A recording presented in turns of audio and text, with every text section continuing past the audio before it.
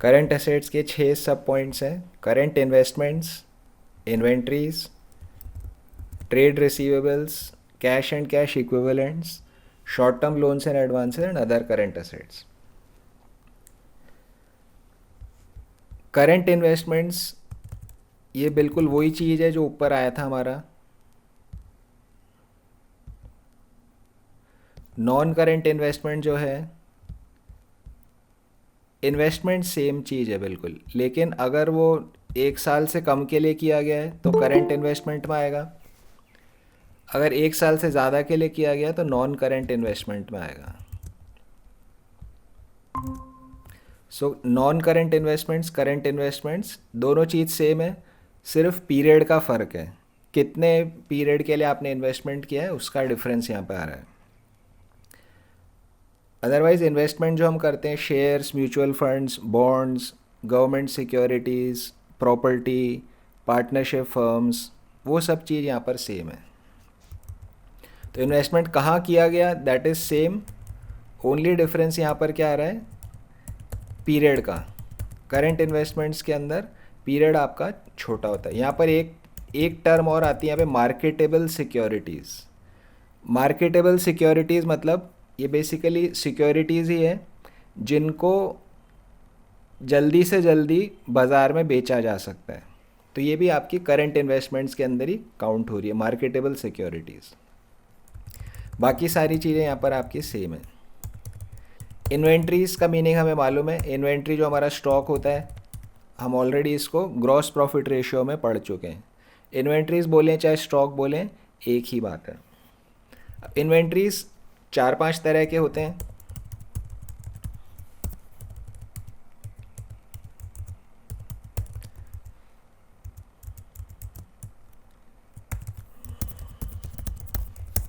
Inventories जो है आपके 4-5 तरह के होते हैं। इसके अंदर क्या क्या आता है, raw materials,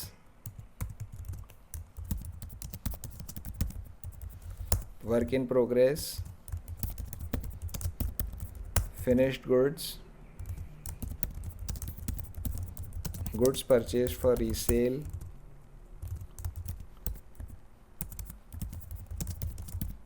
stores and spheres, और एक चीज़ और है लूज टूल्स।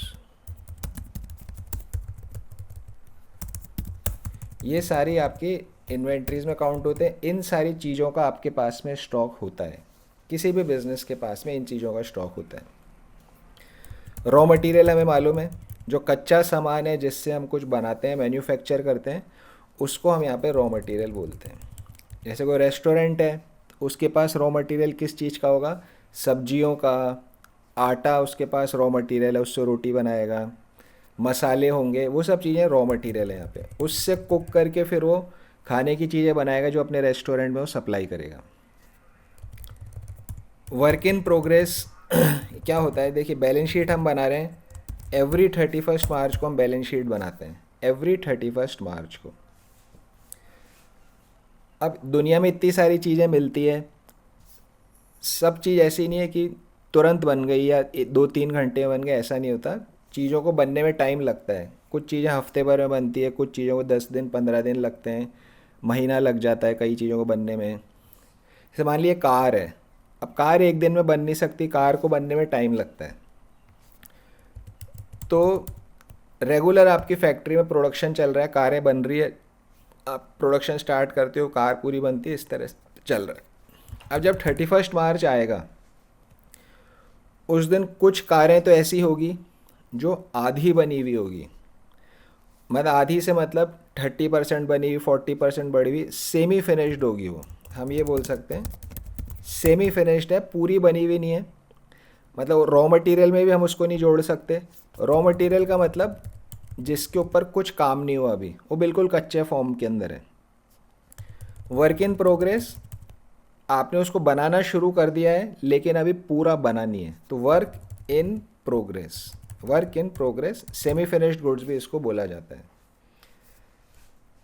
यहाँ ध्यान देना है कि हमने प्रॉपर्टी, प्लांट एंड इक्विपमेंट में भी 2 तरह के वर्क इन प्रोग्रेस पढ़े थे। वहाँ क्या क्या था, कैपिटल वर्क इन प्रोग्रेस और एक इनटेंजिबल एसेट्स अंडर डेवलपमेंट, ये भी हमने दो पढ़े थे। ये वर्क इन प्रोग्रेस क्या चीज़ है? ये वर्क इन प्रोग्रेस है उस चीज़ का जिसका आप बिजनेस कर रहे हो, तो वो इन्वेंट्रीज में आ रहा है। लेकिन जो मशीन्स वगैरह है, बिल्डिंग्स वगैरह है, कैपिटल असेट्स है, अगर वो आधा अधूरा बना हुआ है 31 मार्च के दिन, तो वो कैपिटल वर्क इन प्रोग्रेस में आता है। अगर कोई इंटेंजिबल एसेट आधा अधूरा बना हुआ है अभी, तो वो इंटेंजिबल एसेट्स अंडर डेवलपमेंट में आता है। तो तीनों ही चीज़ें आधी बनी हुई है, कंप्लीट नहीं हुई है, लेकिन चीज़ अलग अलग है। या कैपिटल एसेट टेंजिबल है, या कैपिटल इंटेंजिबल एसेट है। और इन्वेंट्री के अंदर जिस चीज़ का आप बिजनेस कर रहे हो, वो चीज़ अभी आधी अधूरी बनी हुई है। फिनिश्ड गुड्स का मतलब जो आप बना रहे हो, जो भी चीज़ बना रहे हो बन के पूरी तरह रेडी है, तो उसको हम फिनिश्ड गुड्स बोलेंगे। Goods purchased for resale, goods purchased for resale का क्या मतलब हुआ? मान लीजिए मेरा शर्ट्स बेचने का काम है, शर्ट्स बेचने का मेरा काम है, तो मैं इसके लिए रॉ मटेरियल ख़रीदता हूँ, क्लॉथ परचेज़ करता हूँ, बटन्स परचेज़ करता हूँ, थ्रेड परचेज़ करता हूँ, पैकिंग मटेरियल परचेज़ मैं करता हूँ। ये सब मेरे लिए रॉ मटेरियल्स हैं। आर एम, ये सब मेरे लिए रॉ मटेरियल्स हैं। अगर कुछ स्टिचिंग मेरी स्टार्ट हो गई है, थोड़ी बनी हुई शर्ट से 31 मार्च को, तो सेमी फिनिश्ड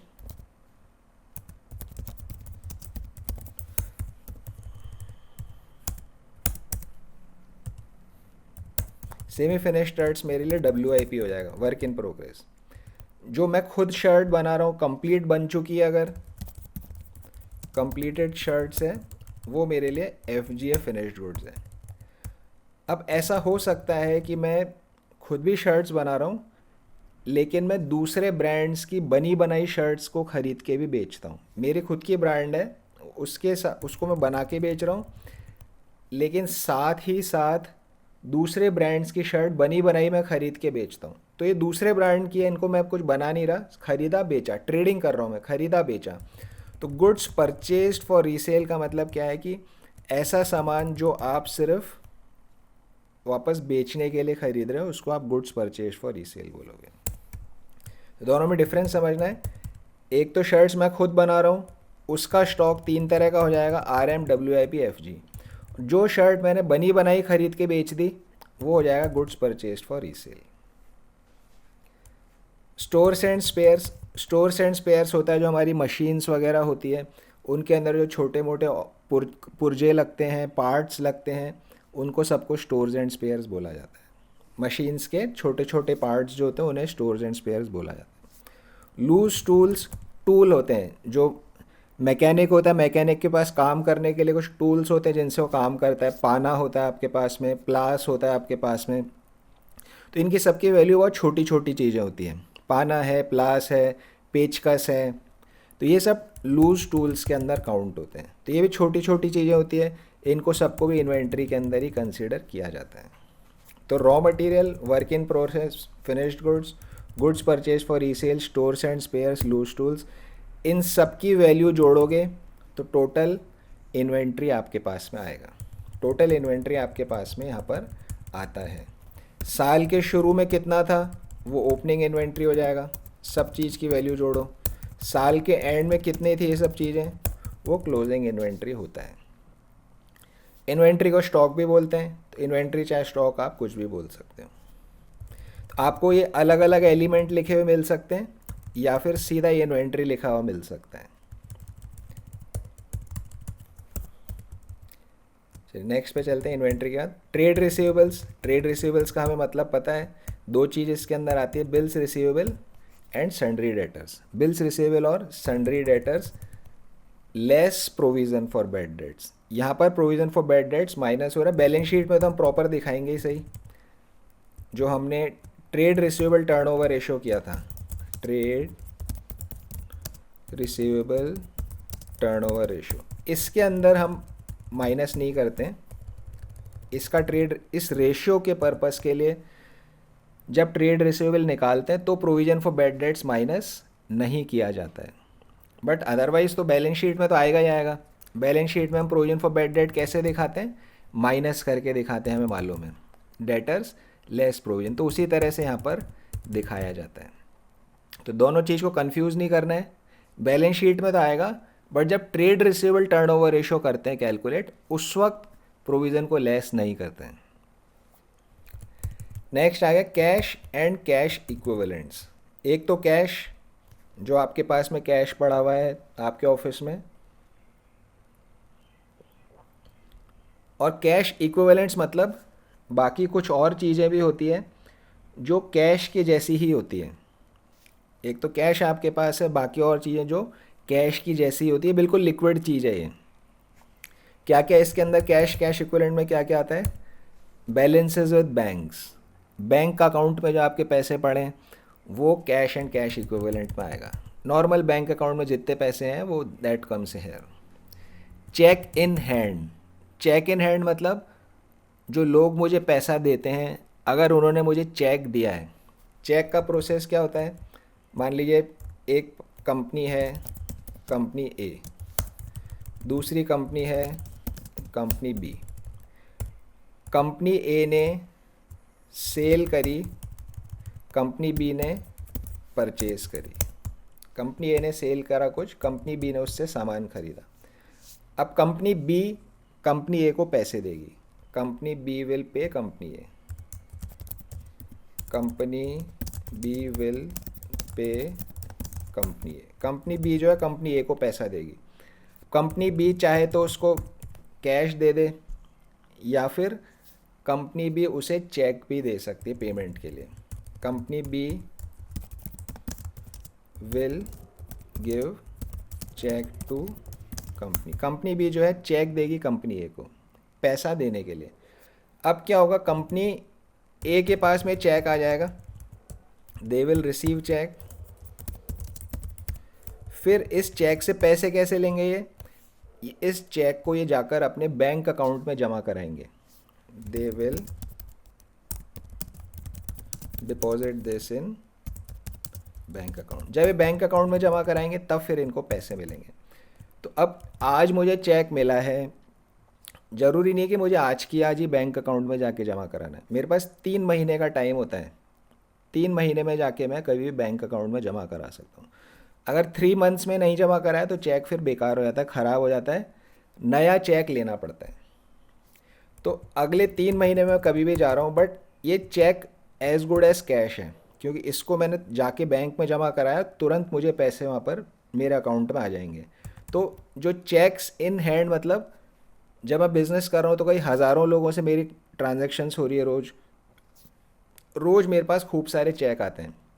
आप किसी बिज़नेस के ऑफिस में जाओगे, उनके पास ढेर चेक पड़े रहते हैं उनके ड्रॉर के अंदर।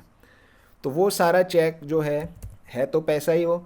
ओनली थिंग इज़ कि मैंने इमीडिएट जा कर के उसको बैंक अकाउंट में जमा नहीं कराया है, बट आज नहीं तो कल मैं जाके जमा कराऊंगा।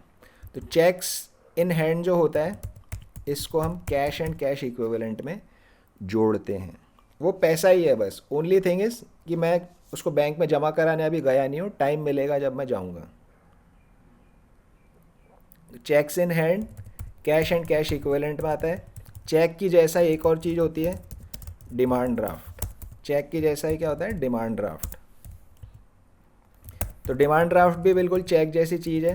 तो drafts in hand, checks in hand cash and cash equivalent में ही आएगा। कैश इन हैंड आ गया, ये तो हमारे पास है ही कैश। उसके बाद आ गया आपका year marked balances with banks. Year marked balances with banks का क्या मतलब है? बेसिकली देखो, कैश एंड कैश इक्विवेलेंट यहाँ ख़त्म हो गया। 4 ही तरह के हैं, balances with bank, cheque, drafts in hand, cash in hand, ये 4 तरह की चीज़ है। लेकिन ये जो 3 चीज़ें हैं, ये जो मैं आपको बता रहा हूँ यहाँ पे, year marked balances, margin money, और ये आपका bank deposits with more than 12 months, इनको सिर्फ हमें अलग से डिस्क्लोज करना है। इन्हें हमें अलग से इनका वैल्यू को भी दिखाना है। कैश एंड कैश इक्विवेलेंट में 4 चीज़ ख़त्म हो गई यहाँ पे।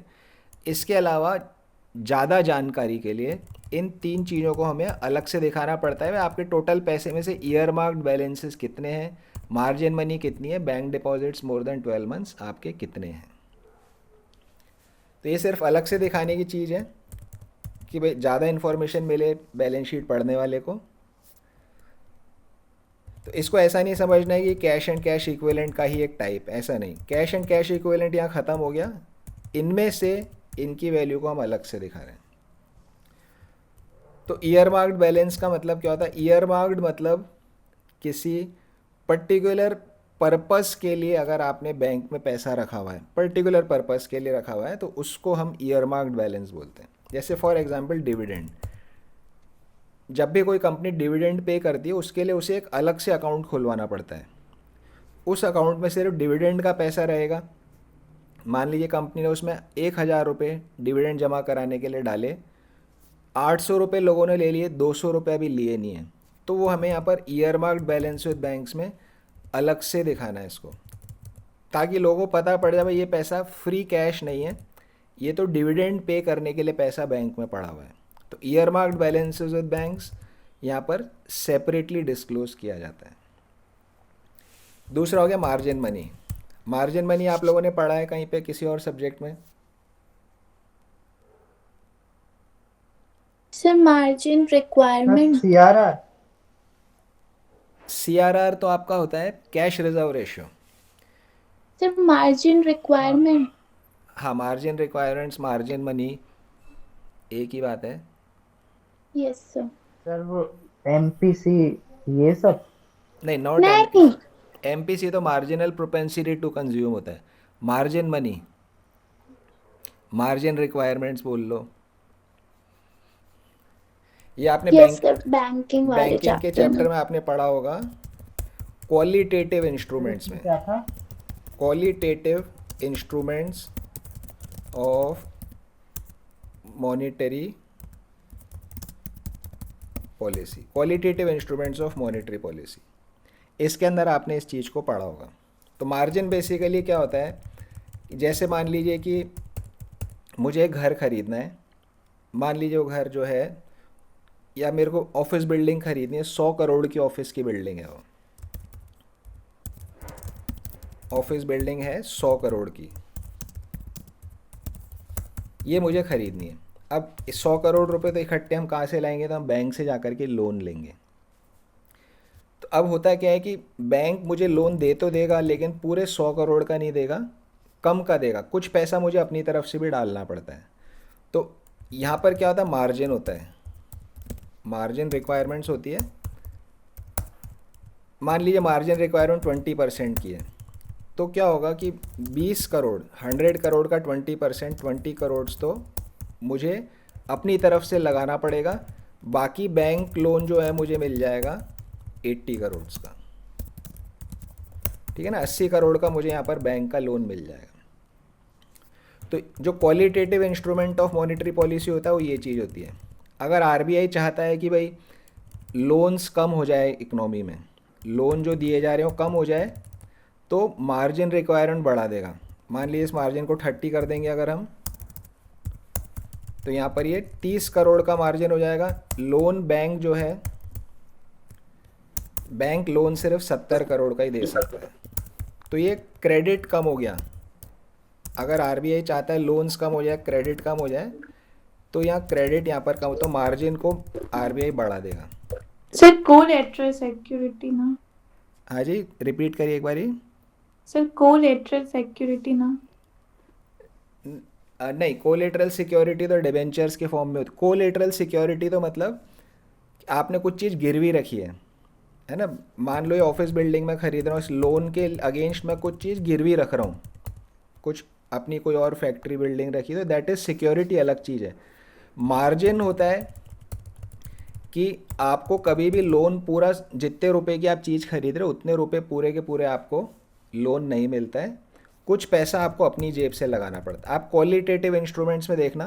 सर तो इसमें सिक्योरिटी के लिए भी देते हैं ना, फिर वो लोन देता है सिक्योरिटी सिक्योरिटी से कम सिक्योरिटी अमाउंट का। देखो, अभी लोन कितने का दे रहा है? 70 करोड़ का लोन दे रहा है वो, ठीक है ना। अब सिक्योरिटी जो मैं दूंगा वो मेरे को 70 करोड़ के लिए सिक्योरिटी देनी पड़ी। मैं 30 तो मैंने अपनी जेब से दिए, 30 तो मुझे बैंक ने दिया ही नहीं, बैंक को मतलब ही नहीं उससे। 70 करोड़ जो बैंक ने लोन दिया, इसको भी बैंक सेफ रखना चाहता है कि भाई हाँ ये पैसा डूबे नहीं है, इसके अगेंस्ट मुझे कुछ सिक्योरिटी यहाँ पे देनी पड़ती है। तो अगर मैं सिक्योरिटी दूंगा, मेन एक सिक्योरिटी दी, जैसे यूजुअली क्या होगा, ये जो ऑफिस बिल्डिंग है खुद ही यहाँ सिक्योरिटी बन जाएगी, जो ऑफिस बिल्डिंग है खुद ही यहाँ सिक्योरिटी बन जाएगी। तो this is my primary security, ये मेरी यहाँ पे प्राइमरी सिक्योरिटी हो गई। फिर अगर बैंक चाहता है कि नहीं इससे भी पता नहीं इससे मेरी रिस्क कवर होगी या नहीं होगी, फिर वो मेरे से एक और कोलेटरल सिक्योरिटी लेगा, जो यूजुअली हम यहाँ पे डिबेंचर्स में हमने पढ़ा था। तो 3 चीज़ अलग अलग है, देखो मार्जिन मनी, मार्जिन रिक्वायरमेंट अलग चीज़ है, प्राइमरी सिक्योरिटी मेन सिक्योरिटी अलग चीज़ है, और कोलेटरल सिक्योरिटी यहाँ पे अलग चीज़ है। तो आप आपके मॉनेटरी पॉलिसी वाले चैप्टर में 2 टॉपिक्स हैं, क्वांटिटेटिव इंस्ट्रूमेंट्स, क्वांटिटेटिव मतलब CRR SLR वो सब चीज़ आपकी क्वांटिटेटिव है, और क्वालिटेटिव होते हैं, मॉरल सुवेजन, मार्जिन रिक्वायरमेंट्स इंक्रीज करना, वो सब चीज़ आपकी क्वालिटेटिव इंस्ट्रूमेंट्स में आती है। तो आप मार्जिन रिक्वायरमेंट्स को पढ़ सकते हो। अब यहाँ पे अगर RBI चाहता है कि भाई क्रेडिट कम कर दो, तो ले यहाँ पर मान लीजिए क्रेडिट कम 50% मार्जिन कर देगा RBI, तो ये यहाँ पर फिर आपको लोन जो है सिर्फ 50 करोड़ का ही मिलेगा। इकोनॉमी में लोन्स कम हो जाएंगे, क्रेडिट कम हो जाएंगे। RBI चाहता है क्रेडिट कम करना, तो यहाँ पर क्रेडिट यहाँ पर कम हो जाएगा। RBI चाहता है नहीं क्रेडिट बढ़ा दो, अभी इकोनॉमी को ज़रूरत है, 10% कर देगा, सिर्फ 10 करोड़ मुझे अपनी जेब से लगाना है, बाकी का 90 करोड़ का मुझे लोन मिल जाएगा। तो credit will increase in the economy. Sir कभी ऐसा भी हो सकता है कि जितने की जमीन हो उतना ही लोन मिले, या फिर वो बैंक वाले इन्फ्लेशन एडजस्ट करके ही देते हैं? नहीं नहीं, देखो जितने की ज़मीन है उतने का लोन कभी भी नहीं मिलता, मार्जिन रिक्वायरमेंट हमेशा होती है। अगर हम ईमानदारी से बात करें तो, ईमानदारी से अगर हम बात करें तो मार्जिन रिक्वायरमेंट हमेशा होती है, कुछ ना कुछ कम हो सकती है, ज़्यादा हो सकती है, डिपेंडिंग ऑन कि भी इस वक्त क्या पॉलिसी चल रही है, लेकिन मार्जिन रिक्वायरमेंट हमेशा होगी। फिर क्या होता है कि लोग उसको गलत तरीके से पूरा करते हैं। जैसे मान लीजिए ये वाला केस है, लेट से यहाँ पर मार्जिन रिक्वायरमेंट 10% की है, तो मुझे 90 करोड़ का ही लोन मिलेगा, ठीक है ना। ये तो ईमानदारी की चीज़ है, एज़ पर रूल्स आप चल रहे हो।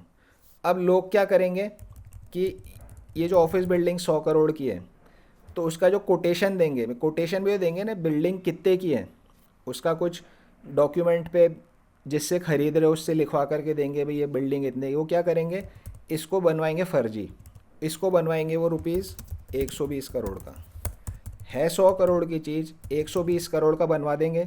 अब मार्जिन रिक्वायरमेंट 10% की है, तो रुपीज़ 12 करोड़ हो जाएगा, और यहाँ पर आपको 108 करोड़ का लोन मिल सकता है। तो आपके पूरे 100 करोड़ मिल गए आपको।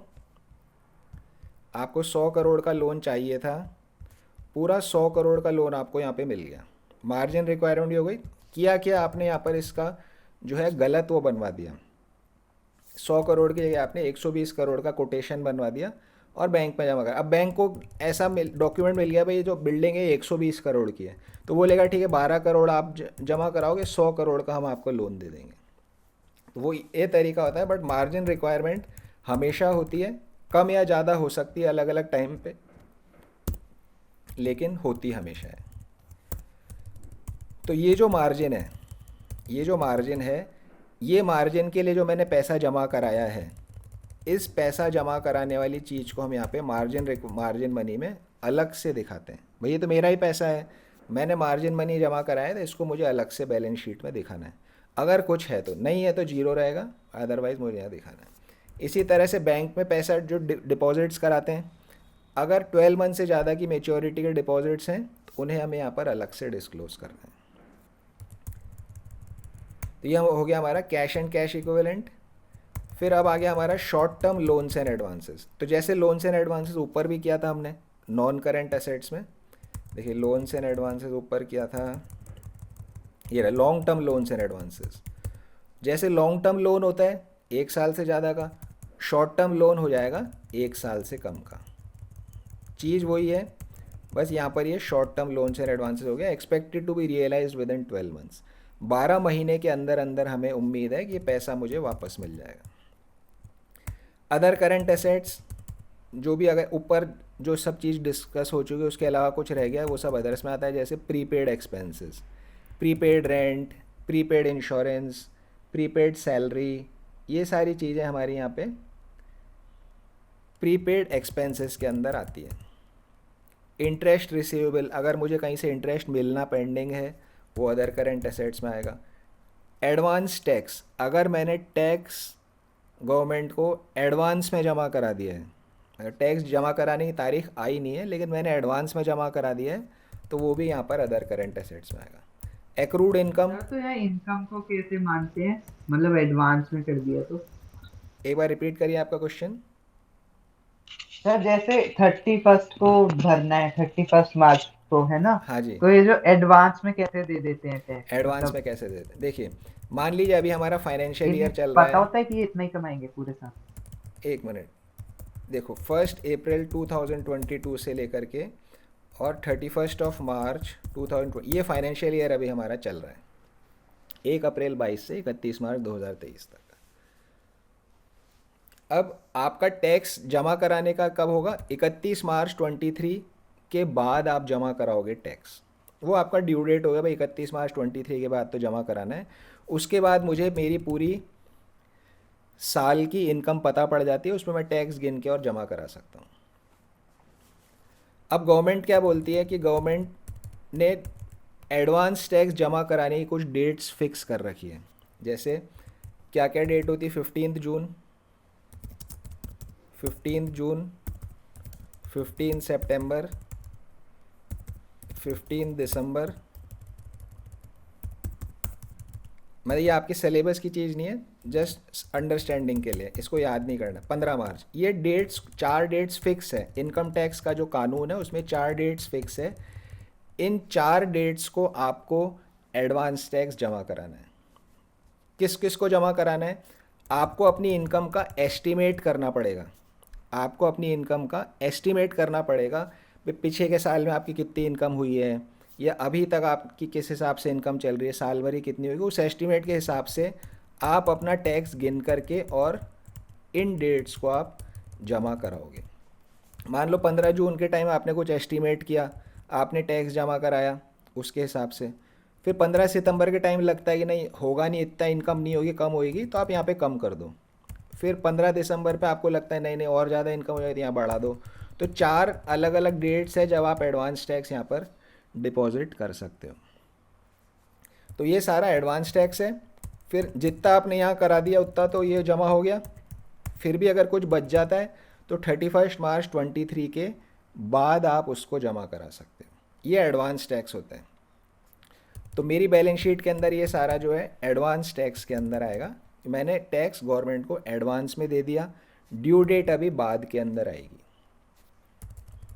So this is my advance tax. तो शॉर्ट सर इसका आंसर कोई ये है। बेनिफिट भी मिलता है? हाँ जी, वापस बोलिए,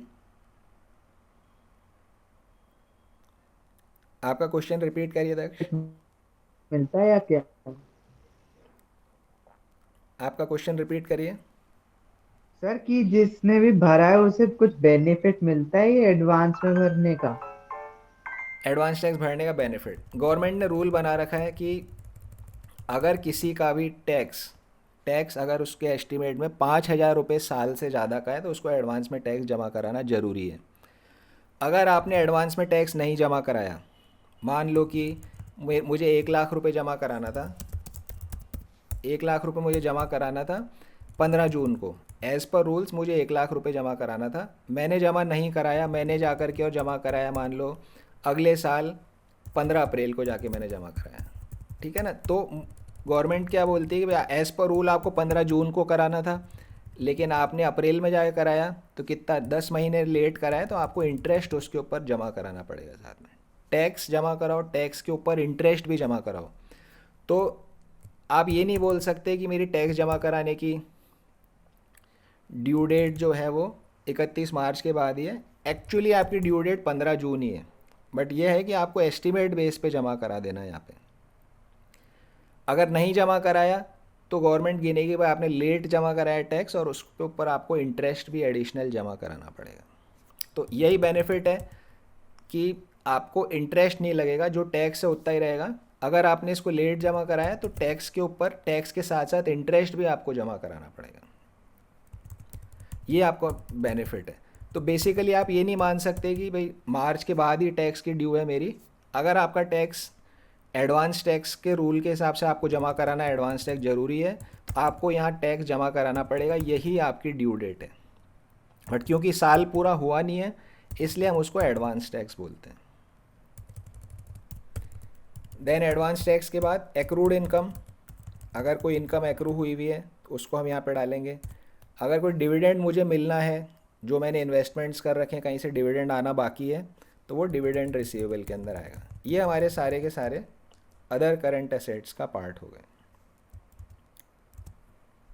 ये हमारे सारे करंट एसेट्स और ये नॉन करंट एसेट्स। ज़्यादा डिफ़िकल्ट नहीं है, मोस्ट ऑफ द चीज़ें आपको याद रह जाएगी। कुछ कुछ चीज़ें हैं, 10-12 चीज़ें होगी जो नई तरह की, उन्हें आप याद कर लीजिए कहाँ पर आता है बैलेंस शीट में, और आपका पर्पज़ यहाँ पे सॉल्व हो जाएगा। अभी इस बैलेंस शीट में और भी चीज़ें हैं कई, जो हम इस चैप्टर के क्वेश्चंस हम करेंगे तब साथ के साथ जानेंगे, बट 70-80% ये चैप्टर आपका कवर हो चुका है। क्वेश्चंस बस देखते जाना है क्या चीज़ कहाँ पे आ रही है, और आपके क्वेश्चन सॉल्व होते जाएंगे। तो अभी हम वापस रेशियो पे चलते हैं। रेशियो के पर्पज़ के लिए हमारा अंडरस्टैंडिंग जितनी वहाँ ज़रूरत है उससे ज़्यादा हो चुकी है अंडरस्टैंडिंग यहाँ पे, तो हम रेशियो करते हैं, देन इस चैप्टर पे आएंगे तब इसको पूरा हम कंप्लीट कर देंगे।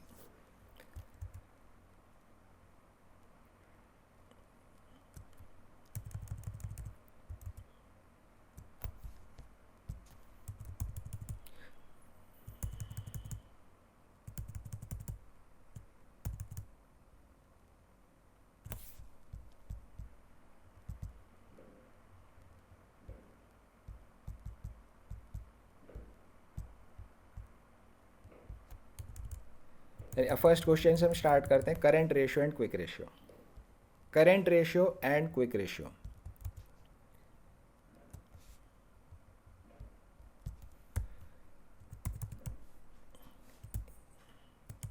करंट रेशियो का फॉर्मूला, करंट रेशियो का फॉर्मूला होता है current assets divided by current liabilities. Current assets divided by current liabilities, इसको हम बोलते हैं करंट रेशियो। ये क्या बता रहा है मुझे? ये मुझे बता रहा है कि शॉर्ट टर्म में मेरे पास सफिशिएंट पैसा है या नहीं है। शॉर्ट टर्म में मेरे पास सफिशिएंट पैसा है या नहीं। शॉर्ट टर्म मतलब भाई करंट एसेट्स भी शॉर्ट टर्म का है, करंट लायबिलिटी भी शॉर्ट टर्म की चीज़ है। तो मेरी शॉर्ट टर्म लिक्विडिटी, जो वर्ड यहाँ यूज़ होता है शॉर्ट टर्म लिक्विडिटी को, ये इंडिकेट करता है। बहुत ही छोटा सा एग्जांपल बनाते हैं इसको जानने के लिए। मान लीजिए मेरे पास में डेटर्स जो है 20,000 के हैं और क्रेडिटर्स मेरे पास में 50,000 के हैं। डेटर्स मेरे पास 20,000 के हैं, क्रेडिटर्स मेरे पास में 50,000 के हैं। तो मेरा करंट रेशियो कितना हो जाएगा? Current assets upon current liabilities, 20,000 divided by 50,000 कितना हो गया? ये 2/5, 0.4 का मेरा करंट रेशियो हो गया। यहाँ कोई मल्टीप्लाई बाय 100 नहीं करना है, बस ये प्योर रेशियो में काउंट होता है। प्योर रेशियो का मतलब इसको हम ऐसे लिखते हैं 0.4:1। ये प्योर रेशियो है। जब 1:1 में लिखा जाए तो it means it is pure ratio. पहले हमने प्रॉफिटेबिलिटी रेशियोज़ में परसेंटेज में निकाला था, टर्नओवर रेशियोज़ में टाइम्स में निकाला था, 4 टाइम्स, यहाँ हमारा था 60%। ऐसे तीसरा रेशियो क्या आ गया? Pure ratio. प्योर रेशियो मतलब 3:1, 6:1, इसमें नीचे 1:1 वाली चीज़ आएगी। तो यहाँ पर 20,000 बाय 50,000 0.4:1। अब देखिए बैंक लोन वगैरह सब हटा दो। अगर मेरे पास में डेटर से सिर्फ 20,000 रुपये मिल रहे हैं तो क्रेडिटर को 50,000 रुपये मैं कहाँ से चुकाऊंगा? मतलब अगर हम बात करें कि मतलब बिज़नेस में क्या होता है, एक जनरल सी टर्म है फाइनेंशियल से हिसाब से कि लॉन्ग टर्म में अगर आपको कुछ पैसा चुकाना है तो उसके लिए आपके पास में लॉन्ग टर्म की एसेट्स होनी चाहिए। शॉर्ट टर्म वाले से आप लॉन्ग टर्म को नहीं चुकाओगे। इसी तरह से शॉर्ट टर्म का पैसा अगर चुकाना है तो शॉर्ट टर्म का ही आपके पास असेट होना चाहिए, लॉन्ग टर्म वाले असेट से आप नहीं चुकाओगे। भाई मशीन बेच के तो मैं क्रेडिटर का पैसा नहीं चुकाऊंगा, जो बिल्डिंग बेच के मैं क्रेडिटर का पैसा नहीं चुकाऊंगा। क्रेडिटर तो हर दो तीन महीने पे करना है, उसके लिए पैसा शॉर्ट टर्म असेट से ही आना चाहिए। तो यहाँ पर ये कम है पैसा, तो ये लिक्विडिटी पोजीशन अच्छी नहीं है। Current ratio of 0.4 is very bad. तो छोटे से एग्जाम्पल से हमें यह बात समझ आती है। तो current ratio is current assets upon current liabilities. क्या दिखाता है ये? शॉर्ट टर्म लिक्विडिटी के बारे में दिखाता है, मतलब कि अगले एक साल में क्या कंपनी को पैसे की कमी हो सकती है या नहीं हो सकती है। अगले एक साल में कंपनी को पैसे की कमी हो सकती है नहीं हो सकती है। तो अगले एक साल में बैंक लोन तो चुकाना नहीं है, बैंक लोन तो लॉन्ग टर्म लायबिलिटी है, नॉन करंट है, 5 साल बाद चुकाना है। अगले एक साल में किसका पैसा देना है? क्रेडिटर्स का देना है, बिल्स पेबल का पैसा देना है, शॉर्ट टर्म लोन अगर कोई है उसका पैसा देना है। तो इनका पैसा चुकाने के लिए मेरे पास करंट एसेट्स ही होने चाहिए। डेटर से, डेटर वाला मुझे पैसे दे देगा, मेरे पास कैश आ जाएगा, उससे मैं इनका पैसा चुकाऊंगा। तो it indicates short term liquidity. इस ये रेशियो जितना हाई हो उतना अच्छा होता है, हायर इज़ बेटर, जितना हाई हो उतना अच्छा है। एक आइडियल रेशियो जो आपकी बुक में लिखा है वो 2:1 का माना जाता है। 2:1 मतलब करंट लायबिलिटी के दुगने करंट एसेट्स आपके पास होने चाहिए। तो अगर आपकी टीचर आपसे वाइवा में पूछती है आइडियल करंट रेशियो कितना है, तो ideal current ratio is 2:1। Otherwise जितना हाई हो उतना अच्छा है। लेकिन क्या हाई बहुत ज़्यादा हाई हो जाए तो वो भी चीज़ अच्छी नहीं है। बहुत ज़्यादा हाई अच्छी क्यों नहीं, इसका मैं आपको मीनिंग बताता हूँ। मान लीजिए मैं आज सेल कर रहा हूँ, उधार उधार पे सामान बेच रहा हूँ, लेकिन लोग मुझे पैसा दे ही नहीं रहे वापस। मेरी दुकान पे आते हैं, खूब सेल हो रही है मेरी दुकान, मान लो मेरी पान की दुकान है, पान की दुकान पे अक्सर लोग आते हैं, कोई सिगरेट ले जाएगा, कोई पान ले जाएगा, कोई गुटखा ले जाएगा। अब लोग लेकर तो जा रहे हैं, लेकिन वो क्या बोलते हैं, वे अपने उसमें कॉपी में लिख लो बाद में पैसे दूंगा। आप अपनी कॉपी में लिख लो बाद में पैसे दूंगा। आपने मूवी में ऐसा कई बार देखा होगा। तो लोग आके चीज़ लेके जा रहे हैं, पैसा मुझे दे नहीं रहे। तो ये सब क्या, क्रेडिट सेल है। उधार पे सामान बेच रहा हूँ, डेटर्स है, मेरे डेटर्स बढ़ते जा रहे हैं बढ़ते जा रहे हैं बढ़ते जा रहे हैं, 1 लाख रुपए के हो गए, ठीक है ना। अब करेंट रेशियो मेरा 2:1 का हो गया। यहाँ पे क्रेडिटर तो 50 के ही हैं, करेंट रेशियो मेरा यहाँ पे 2:1 का हो गया। और उधार उधार सामान बेचे जा रहा हूँ मैं, 2 लाख के डेटर्स हो गए, करंट रेशियो मेरा यहाँ पे 4:1 का होगा। और उधार मेरे को लोग पैसा ही नहीं दे रहे, 2.5 लाख हो गया, ये मेरा यहाँ पे 5:1 हो गया करंट रेशियो। आप बोलोगे कि भाई करंट रेशियो तो हायर इज़ बेटर होता है ना, तो क्या ये सही अच्छा है? ये बताइए रिमी, क्या ये अच्छी चीज़ है? No sir. नहीं है। वो पैसा ले लेकर वो सामान लेके जा रहे हैं, पैसा मुझे दे ही नहीं रहे। तो 2:1 3:1 तक ठीक है। अगर उससे ज़्यादा करंट रेशियो होने लग जाए तो ये इस बात को भी दर्शा सकता है कि आपके अननेसेसरी पैसा करंट एसेट्स में ब्लॉक होता जा रहा है। आपका अननेसेसरी पैसा करंट एसेट्स में ब्लॉक होता जा रहा है। तो इसलिए ना ज़्यादा ऊंचा ना ज़्यादा कम, 2:1 को आइडियल रेशियो यहाँ पर बोला जाता है कि भाई 2:1 रेशियो ठीक है, कम नहीं होना चाहिए। इससे कम है तो ख़राब है, इससे ज़्यादा हो तो अच्छा हो भी सकता है, नहीं भी हो सकता है, दोनों बातें हैं। लेकिन 2:1 इज़ एन आइडियल रेशियो। तो यहाँ पर भी आपको अगर टीचर पूछेगा एग्जाम में लिखेंगे तो आप लिखेंगे भाई ideal current ratio is 2:1। If it is less than this then it is not good, if it is higher than this then it is good, but if it is exceptionally high then it may indicate unnecessary blockage of funds in current assets. Debtor की जगह हम inventory का example ले लेते हैं। Inventories, मैं मान लीजिए मेरी कपड़े की दुकान है, मैं कपड़े खरीद रहा हूँ, लोग आते ही नहीं है मेरे यहाँ से सामान लेने के लिए, मेरे पास स्टॉक इकट्ठा होता जा रहा है। मैं और कपड़े खरीद लेता हूँ और लोग आ जाते हैं और लोग आते ही नहीं है। मैं खरीदे जा रहा हूँ, कोई खरीद के नहीं जा रहा है। तो इन्वेंट्री मेरी बढ़ती जा रही है, मेरे पास इन्वेंट्री बढ़ती जा रही है। करंट रेशियो तो अच्छा दिखेगा, but it is not good. Actually मेरा पैसा यहाँ पे स्टॉक के अंदर ब्लॉक होता जा रहा है। तो ये इसका इंटरप्रिटेशन है, 2:1 इज़ गुड।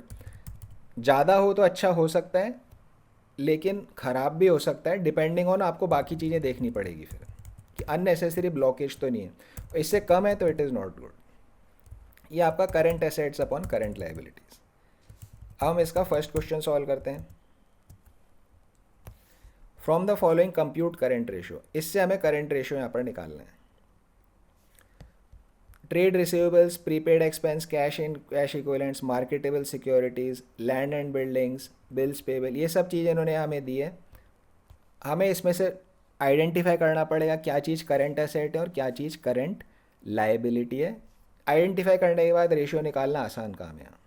देखिए ट्रेड रिसीवेबल जो होता है हमारा करंट एसेट होता है, करंट एसेट में हम इसे डालेंगे। प्रीपेड एक्सपेंस भी हमने यहाँ पे लिया था इसको। अगर हम यहाँ देखेंगे प्रीपेड एक्सपेंस हमारे यहाँ अदर करंट एसेट्स में आ रहा था। कैश एंड कैश इक्विवेलेंट्स, ये भी करंट एसेट्स में आ रहा था, इसको भी हमने यहाँ पर कैश एंड कैश इक्विवेलेंट को भी करंट एसेट्स में ले लिया। मार्केटेबल सिक्योरिटी मेरा करंट इन्वेस्टमेंट का पार्ट था, तो it is also a current asset, तो ये भी मार्केटेबल सिक्योरिटीज़ भी करंट एसेट्स में आ गया। लैंड एंड बिल्डिंग, ये पीपीई का पार्ट है, प्रॉपर्टी प्लांट इक्विपमेंट, जो कि नॉन करंट एसेट है, इसको हम छोड़ देंगे। बिल्स पेबल करंट लाइबिलिटी में आता है, bills payable is my current liability, इसको मैं इधर लिख लूँगा। सन्ड्री क्रेडिटर करंट लाइबिलिटी है। डिबेंचर्स लॉन्ग टर्म होता है, अगर क्वेश्चन लिख करके देवे ने डिबेंचर 1 साल से कम का है तो आप उसको करंट में गिनोगे, अदरवाइज डिबेंचर लॉन्ग टर्म का ही होता है, नॉन करंट होता है, तो इसको हम छोड़ देंगे। इन्वेंट्री करंट एसेट है, करंट एसेट में जोड़ेंगे। Expenses payable is a current liability, इसे हम करंट लाइबिलिटी में डाल देंगे। तो एक्सपेंसेस पेबल यहाँ पे आ गया, इन्वेंट्री यहाँ पे आ गया, जोड़ लीजिए। करंट एसेट्स टोटल हो 8 लाख के हो गए, करंट लाइबिलिटीज़ 4 लाख की हो गई। 8 डिवाइडेड बाई 4, 2:1 का यहाँ पे करंट रेशियो आपका आ गया। This is the answer. एक बार करंट एसेट करंट लाइबिलिटी निकाल लिया, उसके बाद ये फिर आसान है। जो जो चीज़ आपने छोड़ी उसका वर्किंग नोट डालोगे। Land and building is not a current asset, debenture is not a current asset. क्या है ये लिखना ज़रूरी नहीं है, आपको अगर याद नहीं है, याद है तो लिख दो land and building non current asset है, आप लिख दीजिए। अगर याद नहीं है तो इतना लिख दो भाई land and building is not a current asset, क्या है वो लिखने की ज़रूरत नहीं है फिर। ये हमारा पहला फॉर्मूला होगा current assets upon current liabilities, ये करंट रेशियो हो गया। इसमें एक और इम्पॉर्टेंट फॉर्मूला होता है आपका वर्किंग कैपिटल। वर्किंग कैपिटल कैसे कैलकुलेट होती है? Working capital is equal to current assets minus current liabilities, current assets minus current liabilities, ये मेरी वर्किंग कैपिटल है। तो ये फॉर्मूला भी हमारा काफ़ी काम आने वाला है करंट एसेट की वैल्यू निकालने के लिए, करंट लाइबिलिटी की वैल्यू निकालने के लिए। क्वेश्चन नंबर 2 देखते हैं। Calculate current ratio from the following information. Total assets मुझे दिए हुए हैं 20 लाख के, फिक्स्ड टेंजेबल असेट्स जो मुझे दिए गए 10 लाख के, share holder funds 12,80,000, non current liabilities 520, non current investment 6 lakh. Current assets निकालने और करंट लाइबिलिटी निकालनी है, फिर उनको डिवाइड करना आसान काम है। पहले हम असेट्स निकालते हैं। देखिए टोटल असेट्स 20 लाख के हैं। अगर हम हमारा यहाँ पर इसको देखेंगे,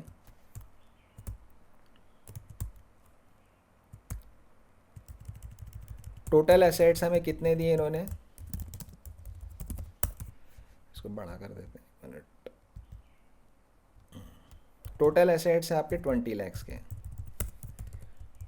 अब असेट्स की क्या क्या चीज़ है इसमें देखो, टोटल एसेट तो बैलेंस शीट का टोटल है ये तो 20 लाख, और असेट्स क्या क्या दिए, fixed tangible assets. Fixed tangible assets मतलब प्रॉपर्टी प्लांट एंड इक्विपमेंट। अब आपको ये तो बुक में क्वेश्चन सदियों से चल रहे हैं, इसलिए फिक्स्ड टेंजिबल एसेट्स लिखा है, बट अदरवाइज हमने बैलेंस शीट में अब क्या फॉर्मेट डिस्कस किया है इसका,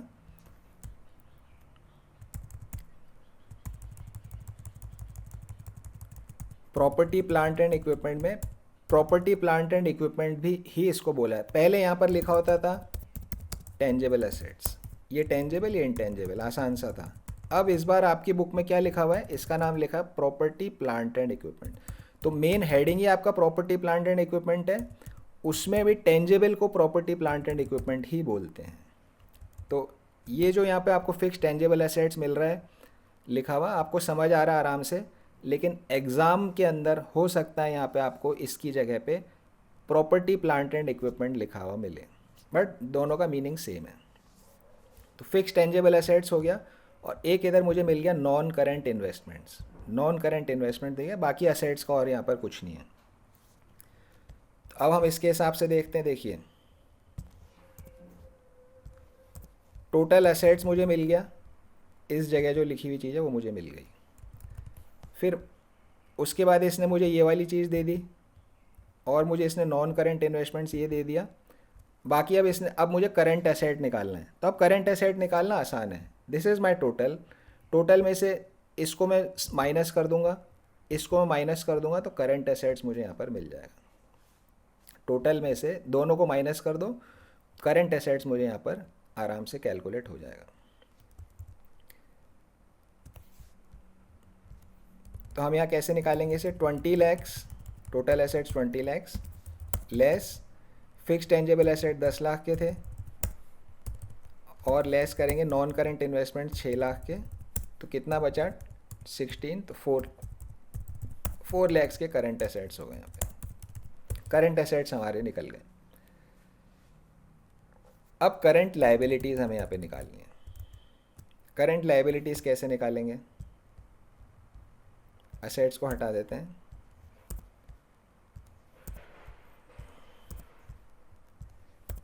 शेयर होल्डर फंड मुझे दिया गया है, नॉन करेंट लायबिलिटी मुझे दिया गया, दो ही चीज़ मुझे दी गई है, share holder fund, non current liability. मतलब इसने मुझे क्या क्या दिया, अगर मैं लायबिलिटी में जाऊँ तो शेयर होल्डर फंड ये पूरा दे दिया मुझे यहाँ पे, इसका टोटल मुझे यहाँ दे दिया, ये मिल गया, और नॉन करेंट लायबिलिटी मुझे यहाँ पर मिल गया। अब करंट लायबिलिटी इससे मैं नहीं निकाल सकता, शेयर होल्डर फंड अपने आप में अलग चीज़ है, नॉन करेंट लायबिलिटी अपने आप में अलग चीज़ है, करंट लायबिलिटी इससे नहीं निकल सकती। लेकिन मेरे पास एक और तरीका क्या है, total assets is equal to total liabilities. जो टोटल एसेट्स होते हैं हमेशा टोटल लायबिलिटी के इक्वल होते हैं। तो टोटल एसेट्स मुझे यहाँ 20 लाख दिए हुए हैं, इट मीन्स टोटल लायबिलिटी भी 20 लैक्स की ही होगी। तो अब मुझे ये वाली फिगर मिल गई, ये वाली फिगर टोटल लायबिलिटीज़। अब इसमें से आसान है, ये माइनस कर दो, ये माइनस कर दो, तो करंट लायबिलिटी आपको यहाँ पे निकल जाएगा। तो ये बैलेंस शीट का फॉर्मेट अगर नहीं करोगे तो फिर इस क्वेश्चन को करने में आपको फॉर्मूले का रट्टा मारना पड़ेगा। लेकिन अब फॉर्मेट हमने कर लिया, तो अब अंडरस्टैंडिंग इसकी आपके लिए आसान हो गई है। तो टोटल लायबिलिटीज़, पहले क्या किया, total asset equal total liabilities. देखिए कैसे लिखेंगे इसे, सर एक बारी फिर से रिपीट कर दीजिए ना। वापस मैं रिपीट कर देता हूँ।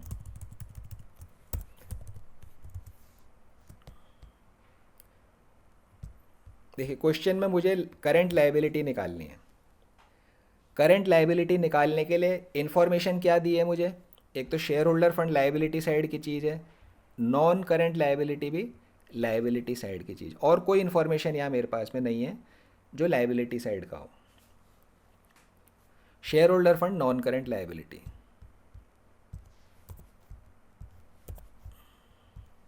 तो इस फॉर्मेट के अंदर शेयर होल्डर फंड वन वाला जो है, वन वाला ये मेरे को क्वेश्चन ने दिया है, नॉन करंट लायबिलिटी क्वेश्चन ने मुझे दिया है, 2 कुछ है नहीं तो 2 0 हो गया। करंट लायबिलिटी मुझे निकालनी है।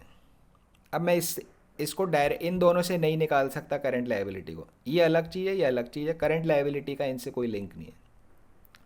तो अब मैं क्या करूँ, क्वेश्चन ने मुझे क्या कर रखा है, टोटल एसेट्स दे रखे हैं, ये जो टोटल एसेट्स है मुझे दिए हुए हैं। अब बैलेंस शीट तो टोटल हमेशा मैच होती है, इट मीन्स टोटल एसेट जितने हैं टोटल लायबिलिटी भी आपकी उतनी होगी, टोटल एसेट्स जितने हैं टोटल लायबिलिटी भी उतनी होगी। तो टोटल एसेट कितने क्वेश्चन में, टोटल एसेट्स आर 20 लैक्स, मतलब टोटल लायबिलिटी भी 20 लाख की ही होगी।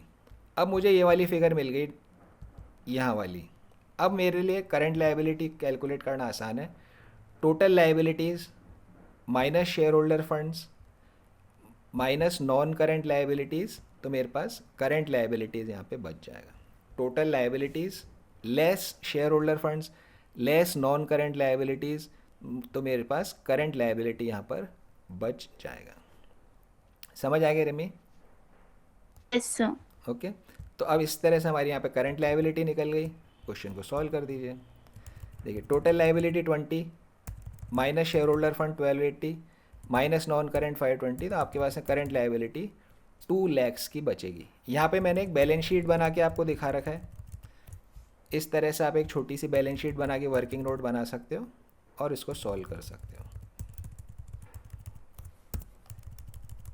यहाँ लिखेंगे टोटल असेट्स 20 lakhs, टेंजेबल और current non current investment minus कर दो, करंट एसेट्स आपके पास में बच गया, 4 लाख का करंट एसेट्स आ गया।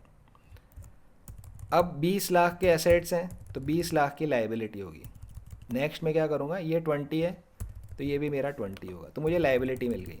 अब शेयर होल्डर फंड मालूम है, नॉन करंट लायबिलिटी मालूम है, माइनस कर दो, करंट लायबिलिटी 2 lakhs की आपको मिल जाएगी। Current assets upon current liability 4 lakh divide by 2 lakhs, 2:1 आपका यहाँ पे आंसर हो गया। यहाँ पर हमने एक नोट डाल लिया, since total liability is equal to total assets, so total liabilities also equals ₹20 lakhs, इसलिए टोटल लायबिलिटी भी यहाँ पे 20 लाख की होती है। किसी को कुछ डाउट इस क्वेश्चन में?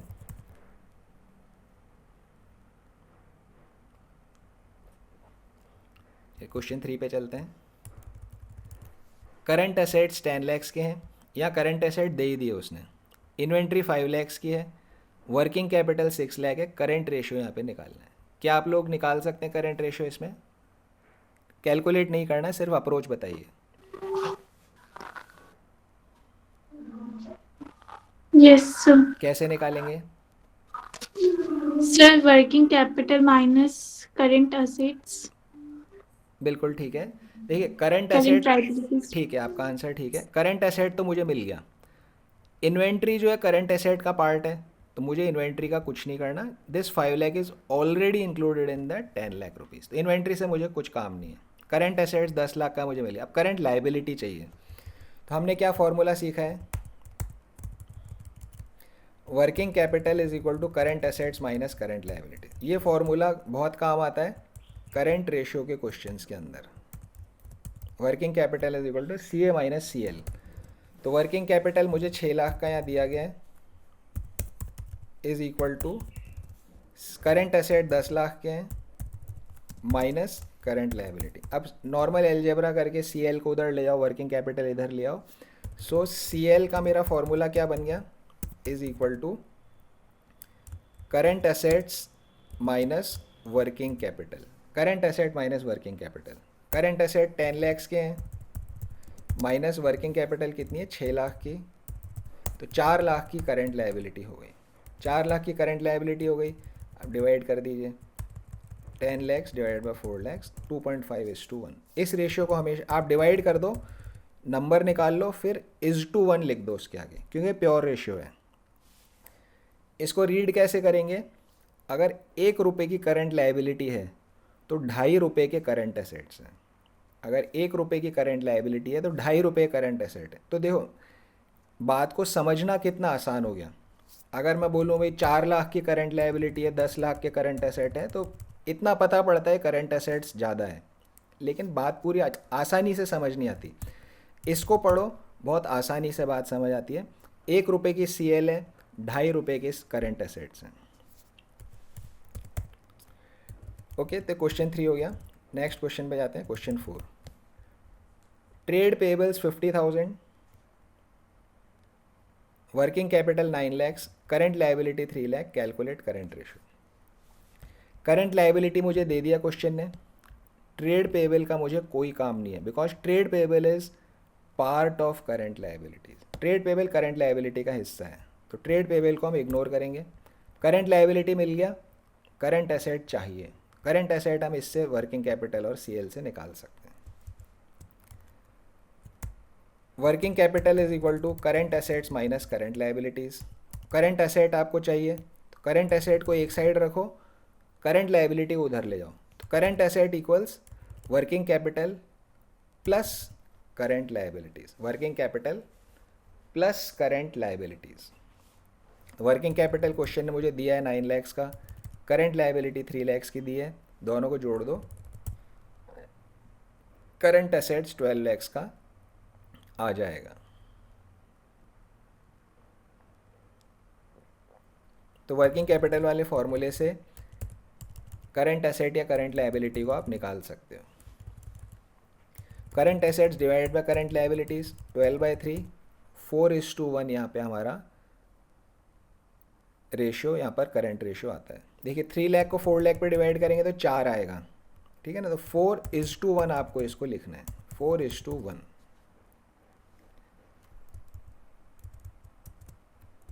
दक्ष को समझ आ रहे हैं क्वेश्चंस?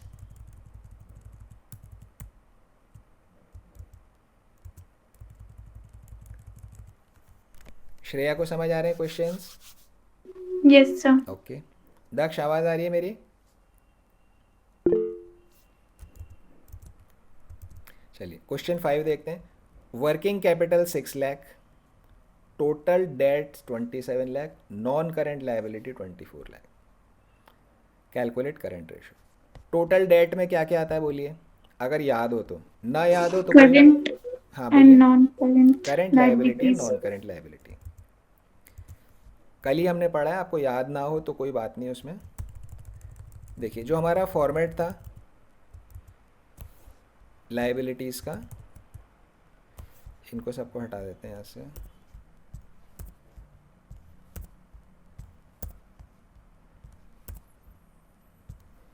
इसमें शेयर होल्डर फंड्स है, शेयर एप्लीकेशन मनी पेंड, ये शायद ही किसी क्वेश्चन में आपको मिलेगा 0.2 वाला।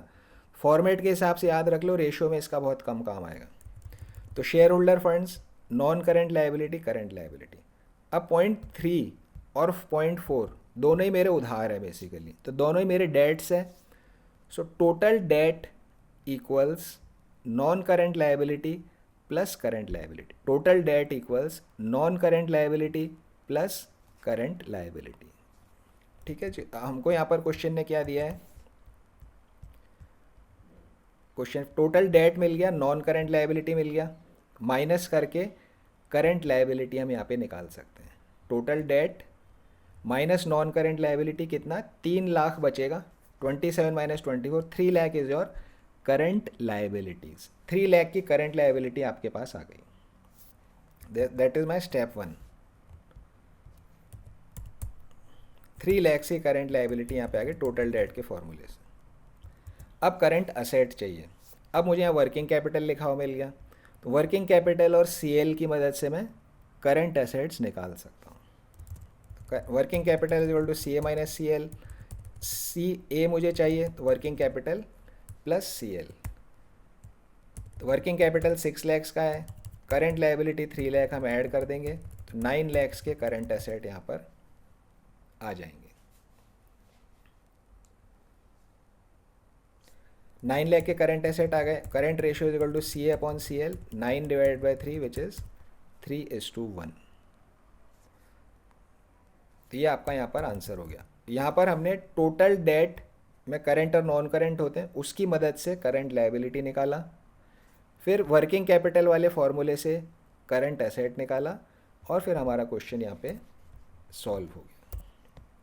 तो एक तरह से जो हमने 5 क्वेश्चन अभी तक किए हैं, पाँचों ही अलग अलग तरह के थे।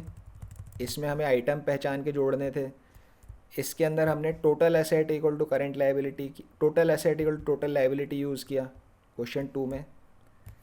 3 में वर्किंग कैपिटल का काम में लिया, 4 में भी वर्किंग कैपिटल काम में लिया है, 5 में टोटल डेट का काम में लिया, और वर्किंग कैपिटल का काम में। तो वर्किंग कैपिटल का बहुत यूज़ होता है यहाँ पर इन रेशियोज़ में।